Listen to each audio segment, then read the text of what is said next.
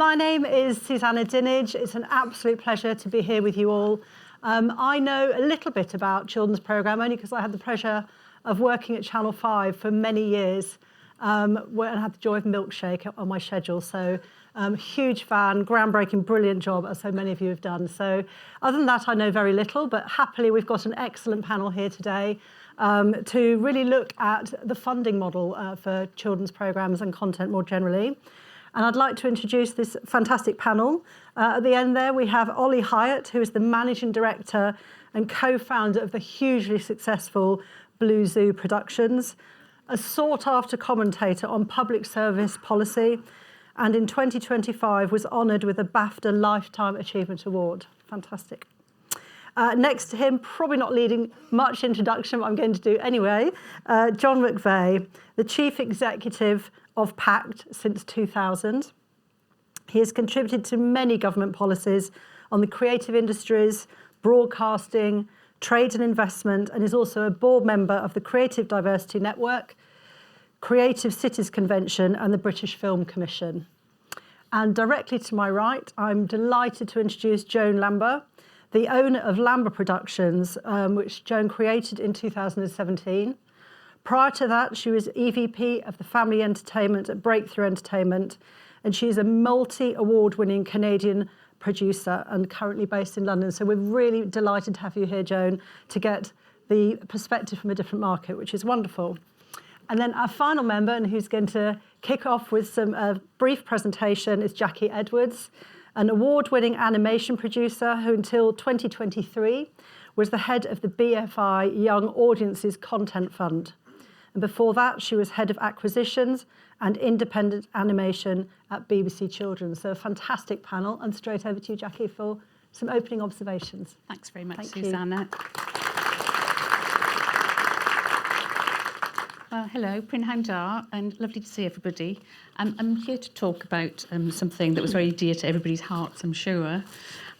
So before that, just sort of a bit of context. So in the blink of an eye, we've gone from very regulated and reasonably resourced, specially curated television for children to a landscape dominated by unregulated platforms like TikTok, where children can see anything and everything. Prior to this tectonic shift, the Communications Act, advertising restrictions had already caused significant damage, even by the most modest estimate that policy decisions took. And even with using unadjusted data from Ofcom, a minimum of £75 million per year has been taken out of the production economy for children. This industry is in crisis, and it's an industry that's expert in providing culturally specific media for children, and urgent action is needed. So while there are many, many helpful levers that could be pulled by government, CMF have asked me to talk about one intervention that's in particular could be easily resurrected, the Young Audiences Content Fund. As many will know, the fund pilot was birthed by government in 2018 and had one job. It was designed to support the creation of public service content for young audiences aged 18 and below, for transmission on Ofcom regulated, free-to-access platforms with significant UK-wide audience reach. It was rights and equity-free funding and was given directly to producers to support both development and production. For the latter, you had to be in receipt of a commission from an in-scope broadcaster. These included ITV, Channel 4, Channel 5, S4C, BBC Alba and the BBC itself, although they were low priority. So, did it work? Well, yes. The 3-year pilot was excellent proof of concept. It did stimulate development and production of new high-quality content and delivered all sorts of value. It delivered societal value. Content that reflects the lives of all of our young people is so valuable. It shows them who we are as a nation and how to be. It promotes good citizenship, tolerance and democracy, which is quite important these days. Cultural value. It's a fundamental virtue of the fund was its cultural specificity. Programmes created and made by UK producers for UK audiences. Stories that allowed young audiences to see their lives and communities from all parts of the UK, including in Indigenous languages. It was reflected back to them. It also stimulated a lot of industrial value, stimulated job creation all around the country. Some 5,000 jobs, investment in skills and in-work training, in IP creation created real value and growth in companies. The economic value of the fund Well, the gross value added stimulated £10 for every pound invested. This is much better value than any of the screen tax credits. But Young Audiences Content Fund was also specific to UK IP. The long-term value of IP creation lives here in the UK. It was also worth mentioning that the GVA calculation excludes things like broadcast relicenses, international sales, revenue from licensing and merchandising, and ancillary activities like tourism. So it was pretty good value all round. What didn't work? Well, the parameters of the fund were enshrined in a 2018 white paper. Content had to sit on public service platforms, but audience migration to new digital platforms was already well underway. So, even though there were all of these hours of beautiful content, the content wasn't sitting where audiences were and are now. So, if there were to be a new fund, some recommendations. There were many things I would keep the same. A lot of it worked really, really well. The architecture and processes were all sound, and successive audits proved that with gold standard. Central to the success of the fund, I think, was the clear set of priorities. We had a mission statement for assessment, and a new fund should have the same clarity of purpose for it.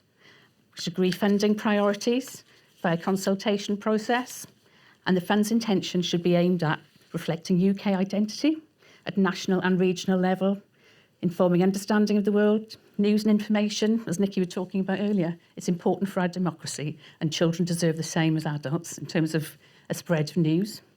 Representing diversity and alternative viewpoints. I don't think showing tolerance and understanding our fellow citizens has ever been more important than it is now. Also stimulating knowledge and learning in the arts, science, history and music.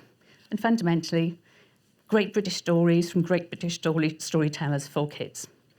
Development should also be funded, and standards should be maintained, safeguarding for EDI, pay and conditions, training.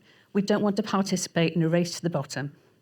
There should also be a comprehensive evaluation framework for monitoring and ensuring transparency. So what would be different? Well, we should be platform agnostic. Money needs to follow audiences. The pilot was limited to legacy broadcasters. The world has moved on. So it needs to be open and support content for where audiences are. Also, it shouldn't be dependent on a broadcast commission. I mean, great if you've got one, but creators and producers with a great idea that speaks clearly to the fund priorities should be prioritised and welcomed. A fund should also offer other practical help to producers, soft loans for cash flow, for tax credits, for example, cash flowing licence fees, helpful bridging support for second series. Borrowing and legal costs are punitive in a landscape that has not much money in it already. So we should ensure that all financial support a new fund would give goes on screen. I would say to government, think not of the cost of doing this, but if you must think of cost, think of the cost of not doing it. Think of the value it could deliver to young audiences and society, but also the value it can deliver to the industry and our economy. The sector needs a long-term commitment from government to truly unleash the potential of this once vibrant sector. The pilot delivered so much in 3 short years, and its story had only just begun. Now, let's discuss whether we should exhume it or not, and if we do, what we should do with it.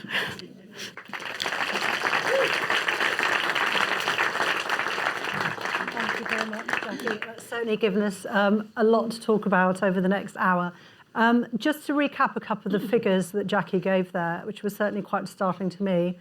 Obviously, the Communications Act of 2003 impacted the sort of investment and the number of children's hours quite substantially, removing quotas on commercial PSBs and obviously advertising restrictions. And to just reiterate those numbers Jackie gave, I'm sure many of you know them, in 2002, £152 million was spent by PSBs on children's content. That is now 77 million. So that's 152 million down to 77 million. It's halved.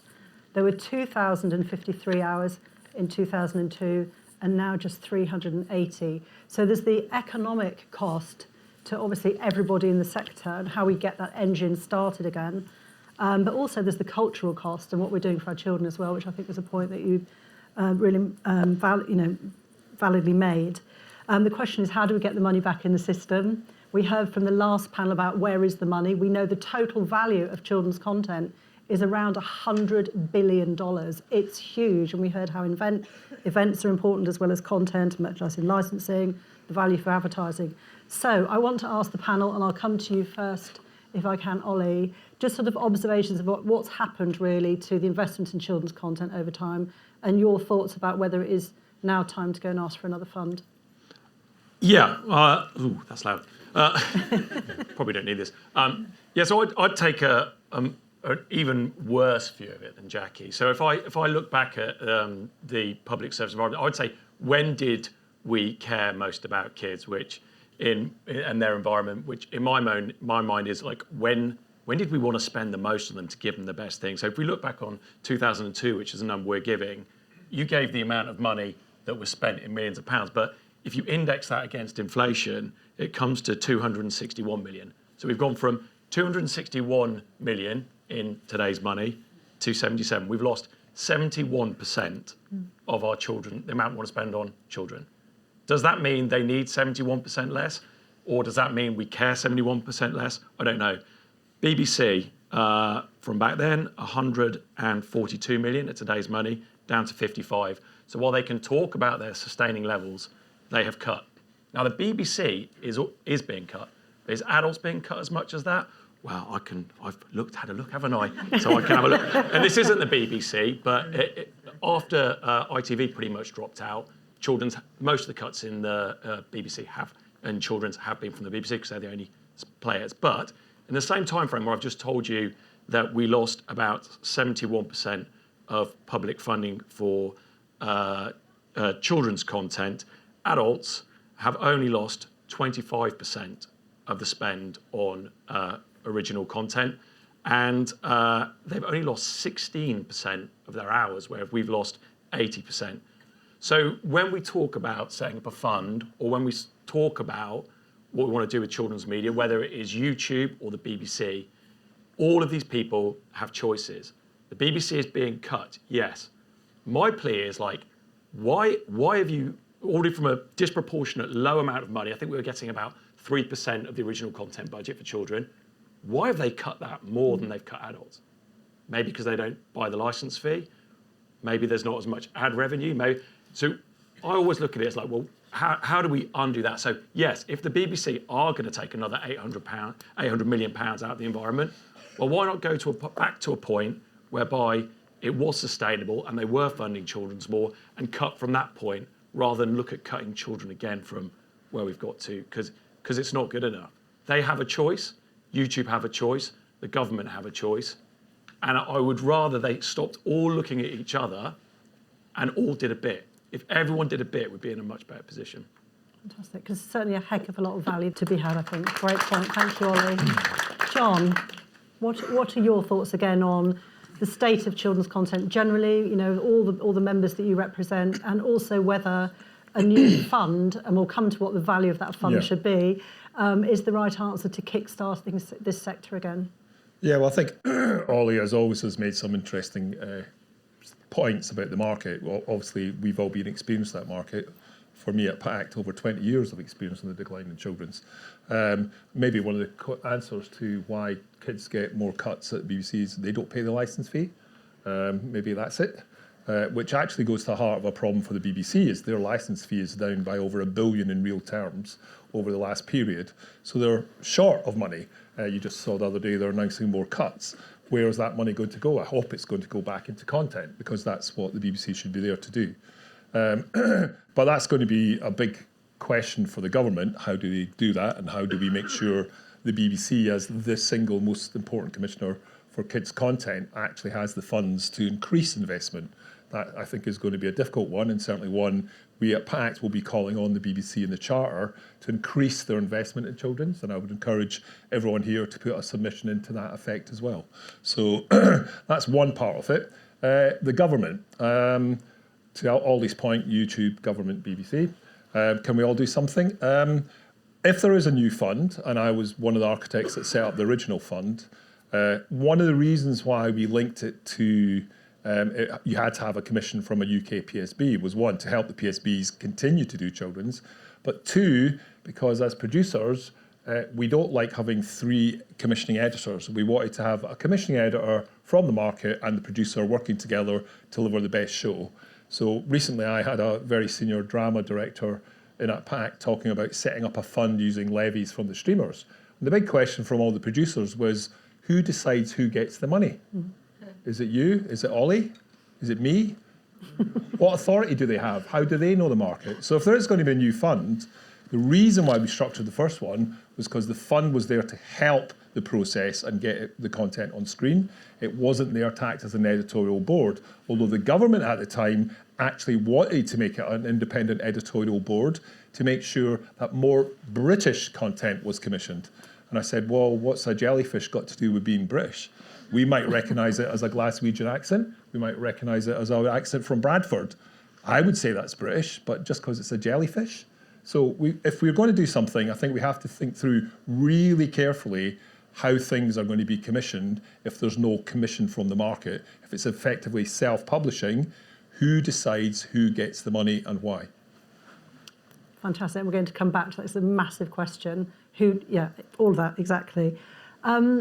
Just coming over to Canada, seeing as you're representing all of Canada today. Apparently. I'm just curious The land of about milk and honey. the Land of milk and maple syrup. Just, do you have any observations, Joan, around the different health of children's in Canada versus here? Do you think we're actually quite well positioned here versus Canada, or the other way around? Is there anything you can share with us? I'd say Canada's in a tougher spot because the community has been so supported by the government, an enormous number of channels for many years. I mean, I think there was some stat, we had more channels, like fully dedicated kids channels, than anywhere else. You know, we had everything from Nickelodeon because we were licensed, like the Canadian media companies would license the US. So it was, you know, Nickelodeon and Disney and then offshoots from there. So it was a good run. And so a lot of people really enjoyed the benefits of this very, very supportive community. And then, like everything else around the world, it just started imploding. And so now we effectively, aside from the educational networks, which are small provincial channels that contribute, like as a license fee, 12,000 Canadian an episode. So, I mean, it's that small. They're lovely to work with, but you have to be, you know, really, really prepared to do super small, like low budget stuff. Then there's CBC, which has a limited amount of space, and that's about it. So YTV, all these great channels, Teletoon, they're all gone. And so what happens? I mean, 80 to 90% of kids are just watching YouTube, like literally 80 to 90%, and in some cases more than 90%. So I'm not sure, like I live here, so I see, you know, but I'm obviously not as well versed as all of you lovely people in the UK system, but at least the BBC is big and formidable. CBC's not, like it's quite small relative, you know, and again, super low budgets. And then we've got Netflix and Disney Plus and all these, you know, Warner and all these people, these companies in Canada, but as of today, they're not required any Canadian to do anything, really, at all. So I think Netflix is required to put 5% of their, you know, net profits back into the Canadian community. That's it. But there aren't any requirements for them today for them to commission. So I'd say we're kind of worse off because it's more, aside from the fact that the business is really suffering, people are in shock. Yeah. So the companies are like, the closures are just, it's nonstop. So it's kind of sad. So, and then we have a pipeline issue, don't we? It kind of, Yeah. a skills issue, it all slows down, then it's hard to start it up again. Yeah. Which is very difficult. Yeah. So all these production got out of hand there too. I mean, live action, that's what I mainly do. And it was so inflated. So it's a big, ugly correction, but I'm not sure it's just a correction. I don't know and none of us really know what's going to happen. So I'd say you guys are not as bad off. Quite like this. Well, we'll Quite. take that. Quite. I mean, But it's everywhere. yeah. I mean, it's everywhere. I Right? think one of the challenges, just as a personal observation for children's, is it's not in prime time, and the all eyes on any commercial business is prime time. That's where the battleground is, and kids is sitting obviously usually either shoulder peak if it's when we used to actually do something for that age group, or obviously breakfast time, and that's not really a ratings argument either. It should be, but it isn't. And so it's the lack of visibility, I think, on the PSBs. It's not where where people are being measured and judged, let's say. So let's have a little bit of a chat about other distribution platforms. So we've talked about PSB. Any thoughts on other platforms? I always think of kids as you're such a progressive community. You are the canary in the coal mine. You get disrupted first. You're bringing the new generation into content first. You are the pioneers, and fearlessly so. I'm kind of interested to go from this group I was listening to the last session, really, really thinking laterally about how content can be distributed and monetized and financed. Do you feel optimistic about all the different distribution platforms, or do you think that fragmentation's going to make any funding model very difficult? Oli or Jackie? Whichever. No, I think it's really difficult because the market is so fragmented and audiences are fragmented, and audiences travel across many platforms as well, so it's hard to pin them down. I do think we should try and have money follow the audience where they are, but I would always caveat that with need for prominence on YouTube, say. I mean, I don't think kids should be anywhere near TikTok, for example. There are lots of caveats involved, but I do think money should follow the audience.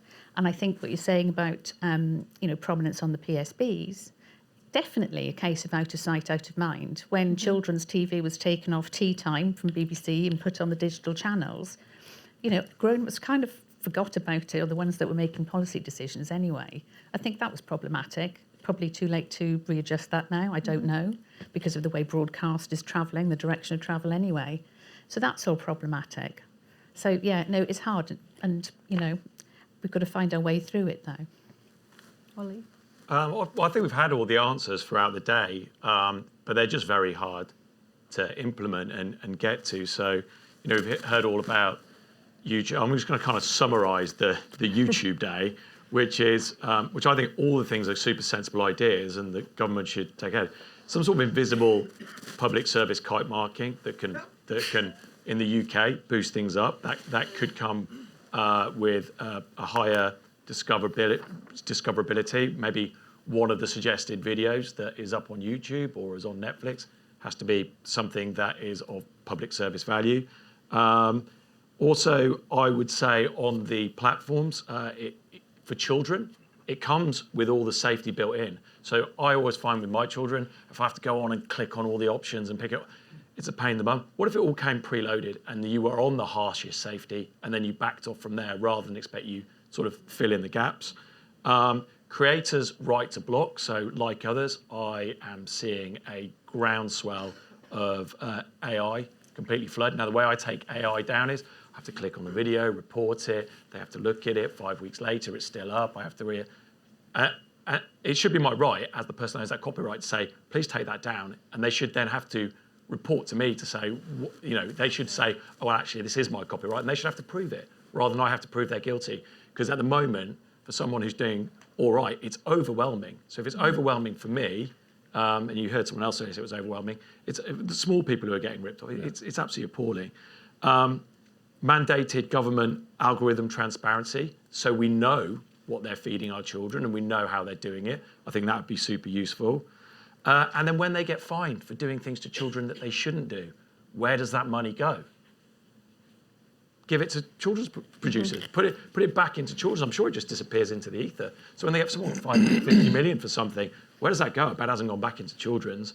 So I think there are loads of answers out there for platforms.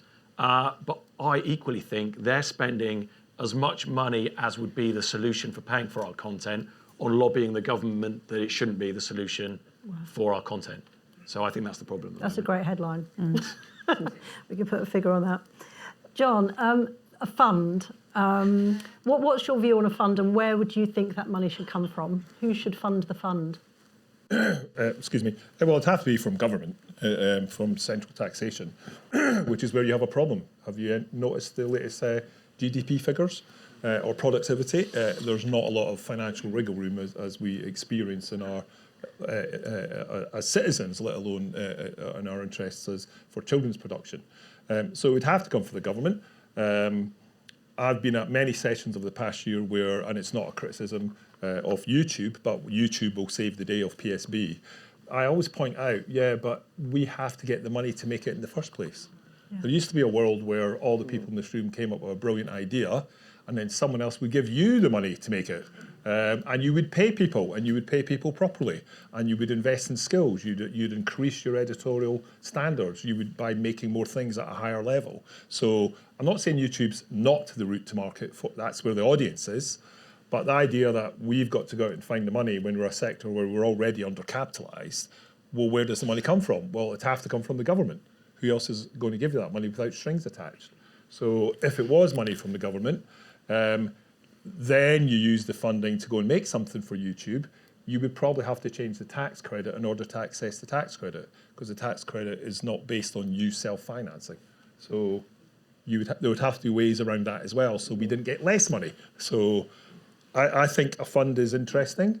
I prefer tax credits. The Treasury tends to prefer tax credits because they don't go in the P&L for the government because it's part of the tax system. It's not grant and aid, so it's not money they're just giving out the door. It sits in the tax system. And of course, the government never really knows what the costs of the cumulative tax credits are at the time they introduce them. So that, for me, has always been a much interesting potential way to try and get money. But of course, that's predicated on there being commissioners. So we're in a bind, you know. Mm-hmm. And I think, we need very good people from the sector to work out these details before going to government with an idea. Particularly given how tight the public finances are, you get one bite. If you don't get it through, then it takes a long time to try and get it again. It's interesting though, isn't it? Because budgets for governments are choices. And I was looking yesterday at the political choices. Political choices. But I was looking at our sucking up to Donald Trump and increasing our spend to meet the requirements for NATO, and that's going to cost us something like £16 billion a year extra by 2030. So if we are that sure we are going to war that we want to spend 16 billion, well, kids are going to be really suffering if there's a war. So let's give them something nice to watch. And if we're not going to go to war, why are we spending 16 billion? So there is always, I know that sounds flippant, but there are always choices. Of course there are. But I think, again, what's wonderful is that our sector, the creative sector, is part of the industrial strategy of the government. We're one of 8 sectors. They value us. They can see the money in us. We need to make sure, obviously, that extends across governments, not just with one government. But and I thought, Jackie, there was a great number there. For every pound invested, £10 was returned. Totally. What an incredible statistic. It's about getting the engine moving such that we can return it and then pay those tax credits, isn't it? Totally. It's a brilliant part of the growth story, I think. And this sector needs it for a start. But the different sorts of value it delivers are unquestionable. And I think government can't afford not to do something because there is the capacity for growth and it is a better return on investment than any of the tax credits. And in 2022, I think Treasury spent 836 million on high-end TV tax credits. 80% of those productions were for the US streamers. So where is the IP value in that long-term story going? Probably not the UK, particularly. Whereas the fund keeps the IP is created and lives here forever. Which is wonderful. I mean, something I want to add to that. The financial returns are impressive. When you do a tax credit, I just got an increase in the film tax credit through about a year or so ago, and there's a big piece of the Green Book, which is basically where they assess the mental health benefits and the physical health benefits of an intervention. And clearly, to Oli's point, that if our children who seem to be suffering from a lot of mental health issues from all the reports you see, surely this might be a way to help them, rather than reform send, maybe an investment in children's content that felt relevant to them and engaging might be another angle to approach the government about. It might help them reduce the costs to the NHS. Natasha spoke this morning as well about children being a focus for government and joining the different things of children's strategy together, whether it's really reintroducing Sure Start to better education and health, and also something that gives them some joy and entertainment via new content. Joan, in Canada you have something called the Shaw Rocket Fund, which is different again, isn't it? Can you tell us a little bit about that?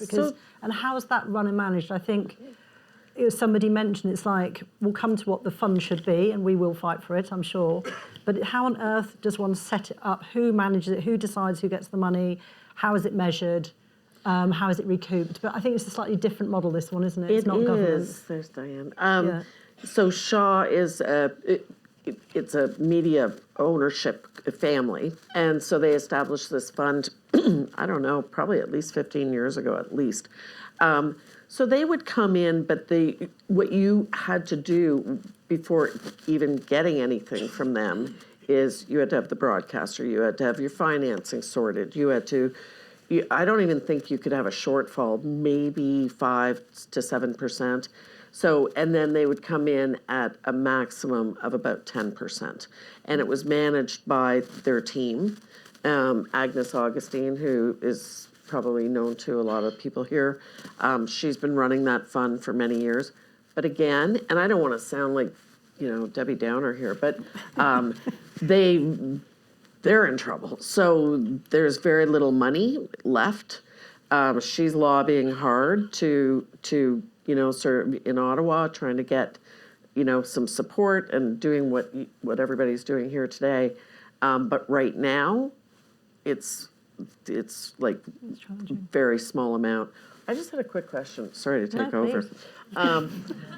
So what would be more difficult to get approval on, increased tax credits or a fund? I think right now both. Okay. It goes to the heart. We're facing different economic headwinds, as they say. But we got, children's, as Suzanne said at the beginning, is the canary in the coal mine of British content.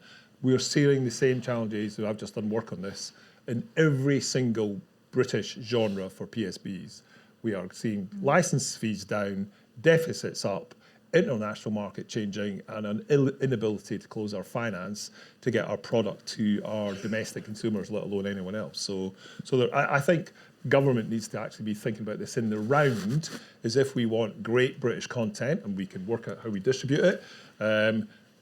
We are facing a structural change in television and domestic television, and if we want to be a country that owns and controls IP, which is where the long-term value is, we need to actually address this, not just for children's, but across the whole piece.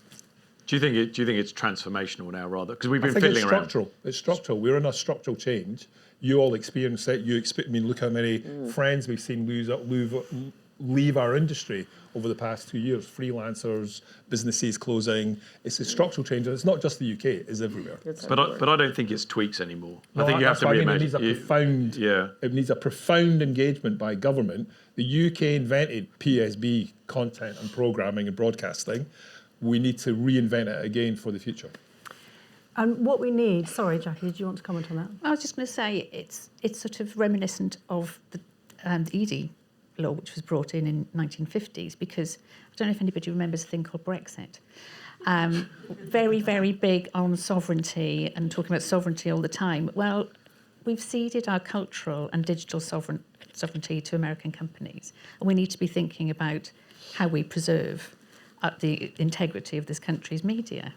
Being part of the global media as well, but we need to kind of keep our cultural corner as well. So it is a big structural thing that needs doing, and soon. Beyond government, and we will come back to that, but everything we've said, there's a lot obviously of pressure on government, not a lot of money knocking around. I'm sure if I was running a production company, I would want some long-term security. It's all very well someone saying, oh, well done, here's $1 million. You think, well, that'll get me through this period and I can do a couple of commissions, but I don't know if it's going to be recommissioned. I need some security for 2 to 3 years. I'm curious, I'd like to talk about levies on the streamers. I gather Germany have just introduced an 8% levy on their streamers. I'd like to talk about long-term lottery commitments, Global Screen Fund, Innovation UK, National Wealth Fund. Just any observations, again, where we look for where this money should come from. There's pressure everywhere. It's on us to prove the value. We're not a charity. We believe in our business. All arrows point to that this is a very, very, very valuable and wealthy sector when it's firing and doing well. It's suffered from some very big government decisions. Anywhere else? Anyone want to talk about levies on streamers? I'm all for for example? it. I'm all for it. They've sucked so much money out of the economy. They are sitting on so much money and not putting anything back into the production economy. So yes, start there. But that will take a little while to parlay, I imagine. So I would say, because, public service media is in the public good, so as a short-term measure, at the very, very least, to get the party started again, I would look to public investment. And the value argument is there, and the fund sits really perfectly within the DCMS's current strategy, which is creating jobs around the country, creating value in companies. The fund did all that. So I would say, for now, we need some urgent intervention. So start there, but the longer term ambition should be levies on all the tech companies, streamers and VSPs. Okay. Oli, have you got a view on that? Yeah, I wrote the answer down so that you can just write. So I was trying to work out. What are children owed. So if we were right before in 2002 about how much we should be spending on content for children because it's worth investing on them, I worked out that if you consider children 3, so I'm not saying children under 3 are watching telly, and they end at 13, proportionally cut from where they were, they're owed 118 million. So let's say the government have already intervened because they've got the tax credit we've got now, which takes off 27.8 million of that. So they're left with kids being owed 91 million. So agree with Patricia that there should be a cultural fund for children tax credits. Agreeing with John.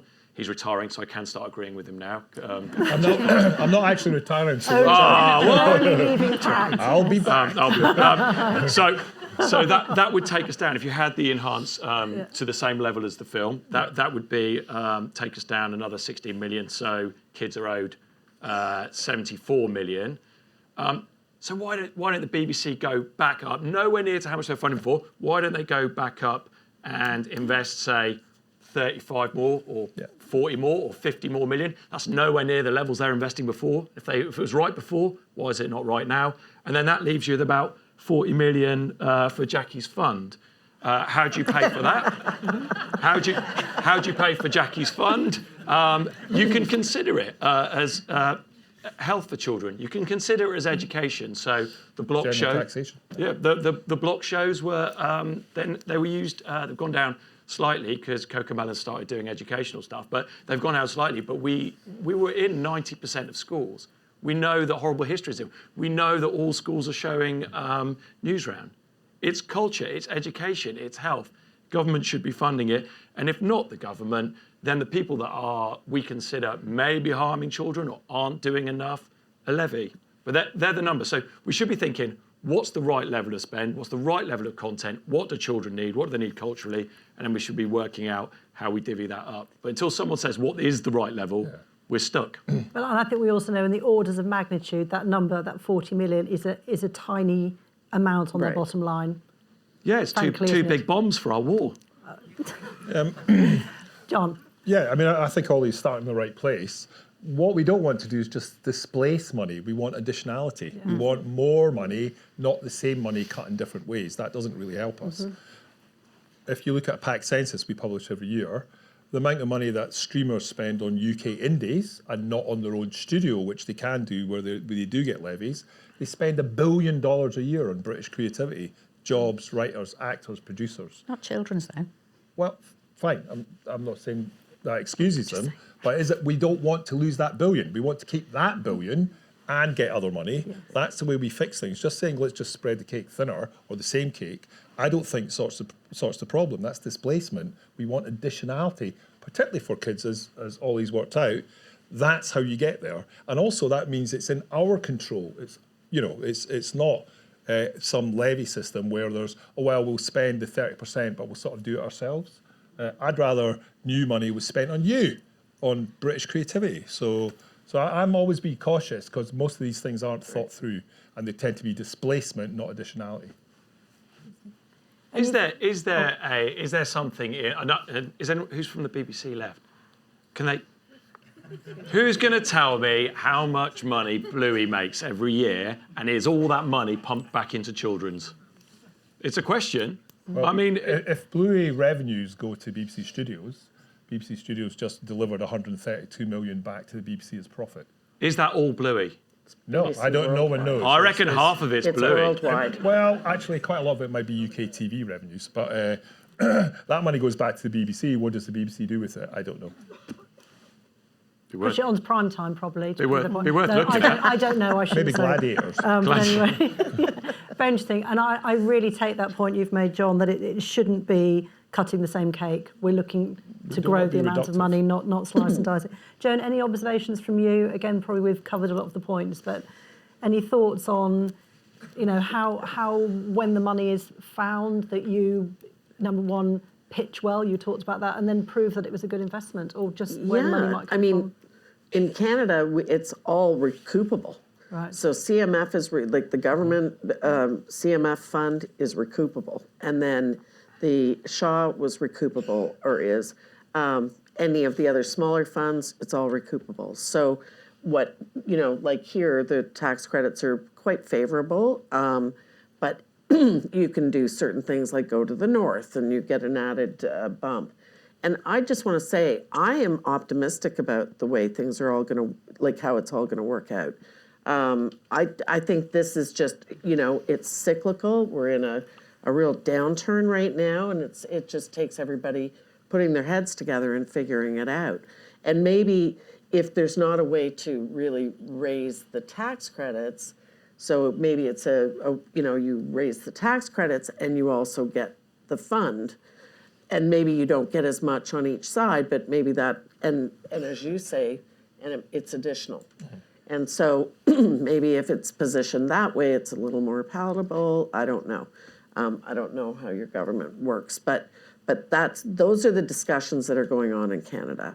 And for sure, you don't need a license fee. You don't need a broadcaster anymore. You can trigger the funds without all of those other, constraints that were in place before. So people in Canada, Mark Carney is really committed to the arts and to the media, because our industry, the kids industry in Canada, was huge. Like, as I say, and it was super profitable, and it created so many jobs. And, it's just a shame to see what's going on right now. But everybody seems to be in motion and trying to find a way to, maybe you don't go to your former days of glory, maybe that was too inflated, but you land in a place that's gonna make sense. And that's going to allow Canadian creators to, come up with some really, really great kids programming. So I'm optimistic. But so how do you evaluate, how can you convince people of the importance of it? Because there's a massive nostalgia for everything we do. My favourite story is one of my shows was mentioned on a defund the BBC thing. So obviously I then go, I know, you go and have a look, right? There's it's a horrible, don't ever go on their scroll. It was vitriol, horrible, lots of name calling. And then someone went, if we defund the BBC, we'll show X. How will that get funded? And then from this just tirade of horror to this really nice moment where this group of people were like, oh yeah, my kid loves this show. And it went on until someone mentioned, I think, a presenter who'd done something bad in children's, and then back into and I was like, so even within that really harsh environment, there is kind of this love and warmth for what we do. Yeah. But it's more like that kind of, I feel like government sometimes go, oh yeah, it's nice. Oh, I remember that. Rather than it's important, and it's health, and it's mental well-being, and it's culture, and I think it's how you get to that point. And an opportunity. Yeah. Well, to Ollie's point earlier, which I thought was a really good point about the government chooses where it spends its money, it's spending more on defence. That's right. Well, surely we should be defending our children. Surely we should be investing in that's where we've got to get to. We've got to move away from I'm poor, I'm not making enough money, it's very hard. Government doesn't care whether you succeed or not. There's got to be another policy agenda, which is why it matters to the British people. Otherwise, you don't get money. That's the simple truth. And I thought that was a great point you made, Jackie, around job creation outside of London, nations and regions. Very, very big for this Culture Secretary, nations and regions. Absolutely right. And, you know, ultimately, democracy is at stake, I think, because if we are kind of getting really ingrained into this polarised world, we need our culture to kind of connect us to each other and help understand each other. I think that's a fundamental importance of it. Seeing, you know, proper news stories, for example, online as well as on the TV, that stuff is absolutely vital to our future and everybody's future. Yeah. And so what the Baroness was saying about the Baroness, I just like saying that.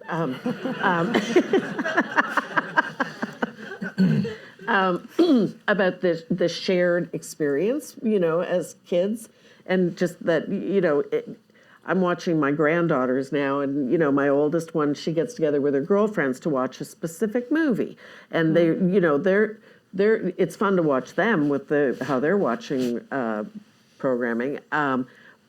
But they're doing that, like these little kids, they get together and they watch movies, and it's so cute. And then they are talking about that at their water cooler, and it's so sweet. So I agree. It's like, do you think though in 20 years from now, so we talk about when PJ, well, I can't remember which one was shot in the eye with the poke. So we talk about that and say no to drugs. Do you think children are going to be sat on this stage in 20 years' time going, do you remember when we used to go around going 6, 7 all the time? Yeah, brilliant, wasn't exactly. it? Brilliant. That's culture. Exactly, yeah. It is exactly. a worry. I do think, so I'm conscious of time, I'm going to come to questions shortly, but I think what I've heard is absolutely there is really big monetary value in this. Obviously, there's a lot of creativity. We really want to look after our children. We've got a new generation coming through challenging us, parents who want to do the right thing by their children, but we've obviously got a lot of policy change that's disrupted, technology change that's disrupted, and we need a bit of a sort of restart and a cash injection. And the number I'm hearing is 40 million, or more, minimum 40. Let's be ambitious. Yeah. And is that annual? Yes. Oh, Okay, yes. got it. Does anyone want to say anything? Is that recoupable? Yes. Yes. Okay, So just trying to understand. That's okay. Yeah. I would also say, and obviously touched on today, you know, the looming possibility of a generation that won't be able to access social media until they're 13 plus, 16 plus, whatever. Never waste a good crisis. Mm-hmm. This is a crisis which, turn it on its head, it's an opportunity for this sector very much. What are those kids? Someone said it on the last panel. What are they going to be doing themselves? They're going to be watching the content you make. And there'll probably be a new platform that's safe where they can create content for themselves. But definitely, I would say there's another economic argument there. Does anybody want to talk, before I come to questions, any more debate about the number?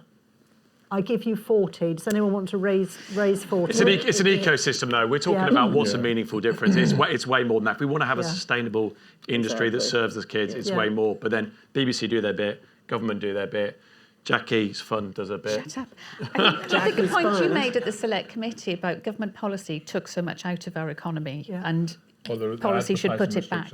Yeah, it took a large chunk. Huge. You know, even by the most basic Ofcom cut and shut numbers, it's 75 million a year we lost. Maybe that's the number we should look at. Everyone told them it would take money out. Yeah. So 75. And nothing was done to fix it. Sounds like 75. And I'd like to put in, I'd like to raise the 75 with a at minimum 5% increase in tax credits. Take it to 40. You would? Take it to the film more. Take it to the film Yeah, one, take it to 40. the film more. Okay. Excellent. Anyway, I have nothing. It really is a panama. Higher! Well, it's got to be recuperable. So, Recuperable, yeah. you know, I think that's Not the tax right. Not the tax tax credit. I think we No. are now. I can see a hands up Swords. already. We've got 10 minutes, so I'm sure you've all got loud voices if we haven't got mics. But I'll come to you first. Could you say your name and where you're from, please, for those of you who can't see you? Thank you very much. Thank you, Michael Shields. I'm the producer of Bing, which is a show for the BBC for very young children. Joan and Oli and Jackie reached towards what the higher stakes of this are, because they're not really economic. Yeah. And having having lived for 15 years now with a project for the youngest audience, I mean, why is children's programming being neglected? Because it's always the Cinderella that gets neglected. And believe me, that younger preschool programming gets neglected even more. Children are born with a brain half adult size, 80 billion neurons, 2,500 synapses. By the time they're 3, it's 3/4 adult size. 140 billion neurons, 15,000 synapses. That complexity comes from language acquisition, and the equipment they use is the stories that we tell them. What does that create? Their personalities, their memories, their emotional resilience, and the beginnings of their citizenhood in democracy. And you can join the dots from that moment. And you think of the context. How many families are single-parent families in pressured economic circumstances with parents who are not skilled and don't have time, in difficult housing conditions, and on and on and on? The stories that we tell are equipment for their lives. They help them get ready for life. And you can join the dots from that moment, which is a very, very important moment, and our show's protagonist is about his little boy, to boys in particular having educational underattainment at school, to knife crimes, to 3/4 of suicides between 17 and 25 coming from boys, to incarceration, to addiction. What's the cost of that? Right? What's the cost of not giving provision? So number one is, what are the stakes? The stakes are acute, and they have to do with our citizenhood. The second thing is regulation.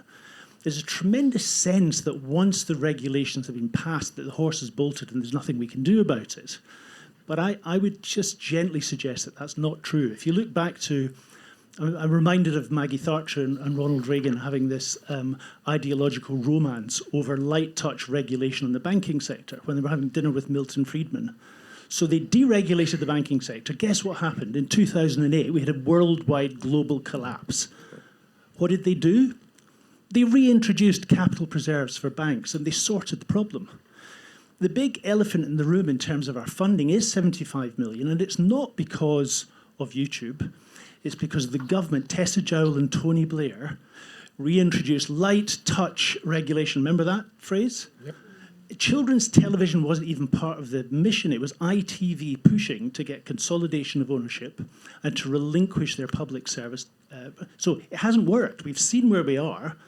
How about we go back to that regulation and lobby the government to reintroduce public service? I mean, amazing job done by Lucy at Sky, amazing job done by Channel 5, by Milkshake, a fantastic job done by the BBC. The big £75 million gap is ITV, which is a $2 billion corporation, being let off the hook.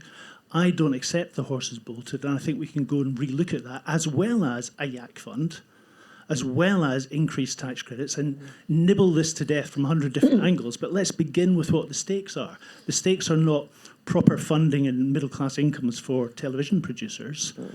They're the emotional thriving and development of our citizens.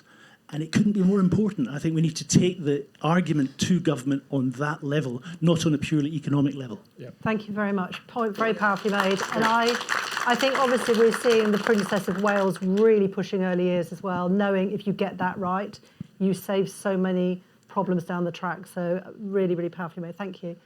Just behind you, if you've got the mic. Ken Anderson from Red Kite in Edinburgh.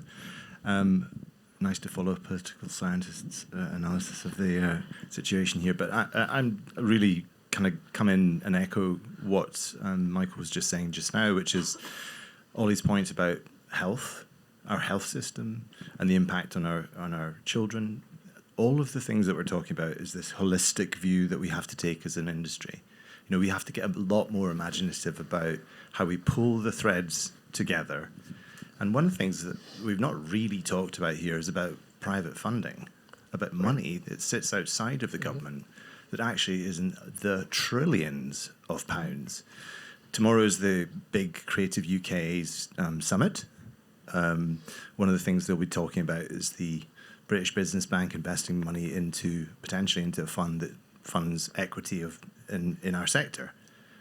But one of the things they probably won't fund is content. So the question is, how do we find the mechanisms or encourage government to provide mechanisms that will enable private money to come into the children's sector in a meaningful way? Because 75 million a year is going to be chicken feed, frankly, if you can marshal the pension funds, which is what the government's trying to do, and has passed legislation to that effect to encourage private investment. And then I think that's something that we also need to add to our armor, another quiver in our bow, whatever we want to call that. Thank you very much. Thank you. I think we've got a question there. Thank you. Michael Rose from Magic Light Pictures. I just wanted to sort of give another side to this, which is I think the kids industry in this country has always been incredibly entrepreneurial. We were the first to knit together financing for programmes, not from fully funded commissions, not for many decades, but from multi-sources of exploitation of ancillary rights or co-productions or whatever. And now our problem, this goes back to YouTube, and Oli summed up the YouTube journey of the day, but I still think it's this sort of small elephant in the room, which is that the audience, our young audience, are watching and consuming content on YouTube.